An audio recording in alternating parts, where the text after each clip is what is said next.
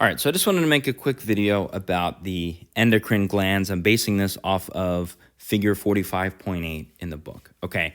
All right, so remember endocrine, endo, like endothermic means from within. So these are gonna secrete into the surrounding fluids around the glands, okay? The extracellular fluid. Okay, we're gonna start right at the top here with the brain, with the head. And the first one here is going to be the pineal gland. I like to think pine trees sway in the breeze, which kind of mellow us out, okay? So swaying in the breeze has to do with the biological rhythms. So the pine trees swaying. Mellow is going to make you think of melatonin. That's the hormone here, okay?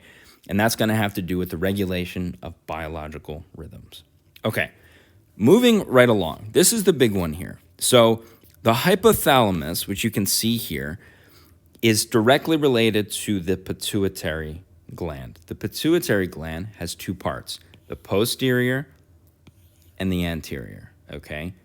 This is front stage, and this is backstage. So anterior is the front of the body, posterior is the back of the body. Now the hypothalamus is backstage, kind of coordinating the signaling of a lot that's happening.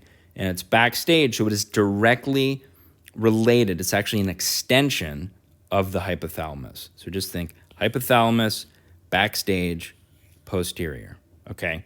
All right, now to get to the actual hormones involved here, the mnemonic I have for the posterior, so we're still backstage, is female ox's drink. Don't really know what that means, but that's going to help us remember oxytocin from oxes. And why did I put female in there? Well, because this has to do with the contracting of the uterus and the mammaries. That's what oxytocin is going to do, okay?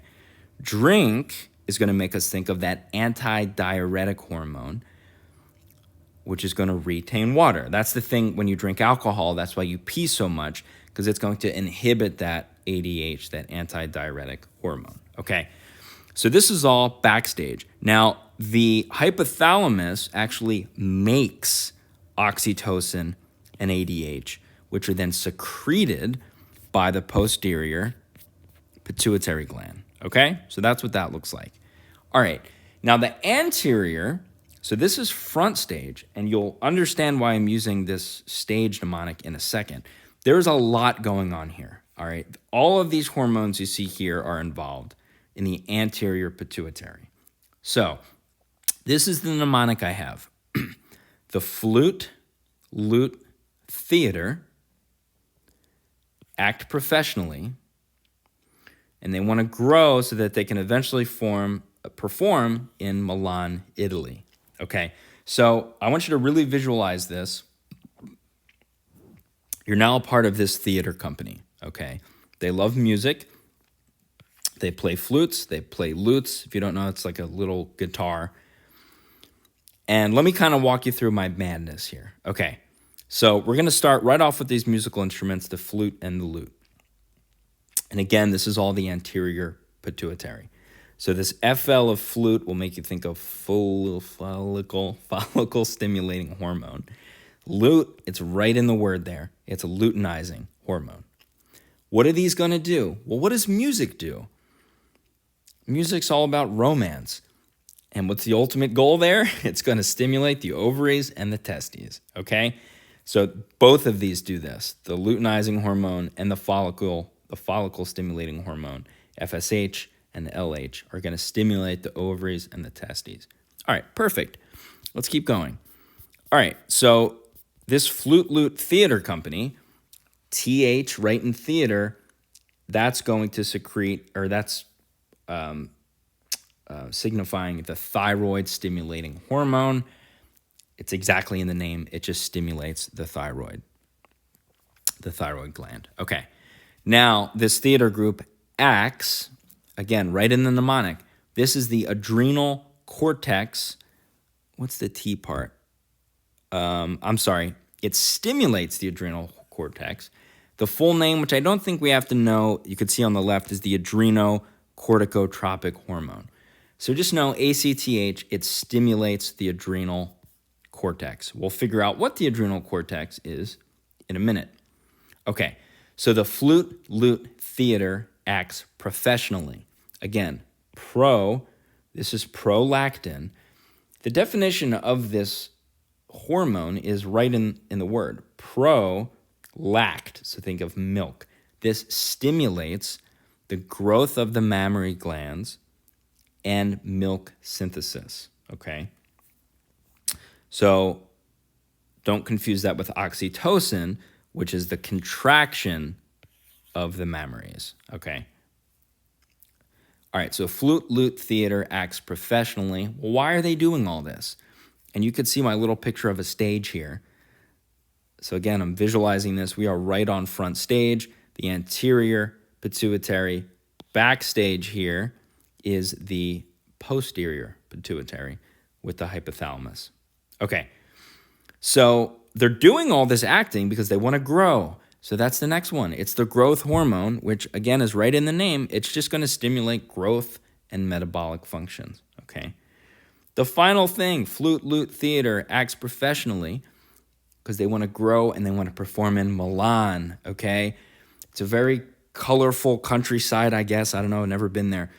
But that has to do with melanocyte, which is, the melanocyte stimulating hormone, which is just simply about melanin and skin color, okay? So that is every hormone in the anterior pituitary. Flute, lute, theater acts professionally to grow so that they can perform in Milan. Follicle stimulating hormone, luteinizing hormone, those are the two that are musical and they're stimulating the ovaries and testes. Theater, TH, that thyroid stimulating hormone, ACT, that adrenal cortex hormone, the professional prolactin, growth, and then melanocyte. Okay, let's move on. Let's move on to the thyroid hormone. So we know that the thyroid stimulating hormone was involved in the anterior pituitary. Let's go to the thyroid, which is in our neck, kind of around our trachea area. All right, so here's what you want to think about here. We're shifting away from the theater. Now we're going to the big screen. We're going to talk about movies. So, Terminator 3 and 4. I don't know if you saw them. I actually don't even know if they exist. They weren't great movies. The third and fourth normally aren't. This is the thyroid hormone, which is T3 and T4, okay? This simply is going to stimulate metabolism. Okay. The other hormone that's in your thyroid is calcitonin. Okay. Now, just remember, Terminator 3 and 4, they weren't great movies. They were meant to stimulate. They were filmed in California. But they were crappy movies, so they had low box office scores. So I link that, California, to the next hormone, which is calcitonin. What does that do? Well, calcium's right in the name, but it lowers blood calcium because Terminator was a bad movie and it lowered the box office scores. So just remember it lowers the blood calcium. Okay? Now, conversely, the parathyroid glands, which are also in the thyroid area, this is when Paramount Pictures came in and they raised the box office scores for the next Terminator movies. So that's how you're going to remember that the parathyroid, it saved the movie, it raised the box office scores. This raises the blood calcium, okay?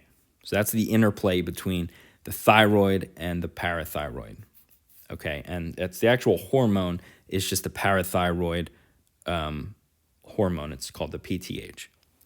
All right, so we're almost there, moving right along to the kidneys. This is where we have our adrenal glands, which sit on top of the kidneys here. But we have two parts of this. We have the adrenal medulla and the adrenal cortex. And just remember, the adrenal cortex is what's on the very outside of the kidney, and the adrenal medulla is that kind of triangle, E-shaped thing that's more in the middle. Think middle for where that's located. Okay, so our mnemonic for the adrenal medulla which is that middle part, is men and tires, or men love tires, okay? Men is really the important one here. Men starts with an M, so you're going to link that with the M of medulla. E and N stands for epinephrine and norepinephrine, okay? Epinephrine is what you put into your thigh when you're having, anaphylactic shock. Epinephrine is also, it's adrenaline, okay? So it's going to raise your blood glucose because you're going to want energy, you're going to want sugar. It's going to increase your metabolic activity, and it's also going to, it's a vasoconstrictor. It's going to send blood more to your vital organs, like your heart and your lungs, okay? It's also a bronchodilator. That's what helps people who are having anaphylactic reactions to like a bee sting. It's what's going to help them breathe. It's going to open up their bronchioles. Okay. Anyway, so MEN is epinephrine, norepinephrine. I threw the tire thing in here because epinephrine is it's coming from tyrosine, okay, an amino acid. Okay, the adrenal cortex, that outside part of the kidney, the mnemonic here is Corey from Boy Meets World. He glugs, like glug, glug, glug, like drinking. He drinks minerals, okay? So again, the first letter C is going to link to the adrenal cortex, so you'll know that this is here. And the two hormones here are GLUG, G-L-U, links to glucocorticoid, okay? This is going to raise blood glucose. So that's also what epinephrine does. So you can just think of, when you're thinking of the adrenal glands, we're all about raising the glucose level. Then we have this mineralocorticoids. And just really think of minerals. This has to do with reabsorption and excretion of minerals, of sodium and potassium ions, okay? So that's everything that's happening in the adrenal glands of the kidneys. All right, that's most of what I have. Just don't forget that the pancreas has both endocrine and exocrine functions and has to do with the release of glucagon, which is going to increase blood sugar, and insulin, which is going to decrease blood sugar, okay? And then the sex hormones, which for men, androgens, which I think of like Andy as a male name, which includes testosterone. And then estrogens, you can think of Esther as a female name, which includes estradiol and progesterone, okay? Progesterone, I think, is the one with like birth, right? Uterine lining, okay, uterine lining. All right, that's all I have. That's just a quick and dirty guide to some of these, pretty much most of the hormones that we need to know.